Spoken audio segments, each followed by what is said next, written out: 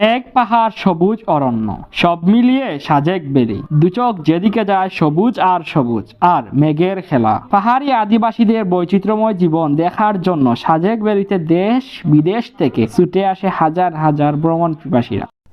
So guys, আমরা এখন দাঁড়িয়ে আছি সাজেকের ঐতিহাসিক মসজিদে। আর এই মসজিদ থেকে ভিউগুলো দেখা যায়, সম্পূর্ণ সাজেকের ভিউগুলো দেখা যায়, খুব চমৎকার। আর আমার জীবনে অনেক মসজিদ দেখেছি, মাশাল্লাহ। সব মসজিদের মধ্যে আমার সেরা একটি মসজিদ মনে হয়েছে ভিউর জন্য। চারিদিকে ভিউ পাওয়া যায় এই মসজিদে, চতুর্দিকে আপনারা দেখতে পাচ্ছেন শুধু ভিউ। খুব সুন্দর একটি মসজিদ। সাজেকে যারা আসবেন, আমার একটি অনুরোধ, 5 ওয়াক্ত নামাজ পড়ার অনুরোধ জানাচ্ছি। প্রকৃতির সৌন্দর্য দেখুন এবং আল্লাহকে স্মরণ করুন। 5 ওয়াক্ত নামাজ এখান থেকে পড়তে পারবেন। আর এখানে ভোরবেলা যখন ফজরের নামাজ পড়বেন, ফজরের নামাজ পড়ে এখান থেকে যে ভিউগুলো দেখা যাবে তা আপনি জীবনে দেখবেন না। আপনি হেলিপ্যাডে যাবেন কিন্তু এগুলো ভিউ পাবেন না, আপনি কংলাকে যাবেন এগুলো ভিউ পাবেন না। শুধু ভিউ পেতে হলে এখানে আসতে হবে।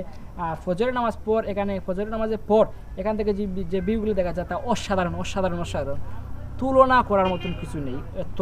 এত ভালো লাগবে আপনার। আর আপনি ফজরের নামাজ পড়ে যে আপনার মনে যে প্রশান্তি পাবেন তা আমি কি বলবো, আপনাদেরকে আমি বলে বোঝাতে পারবো না।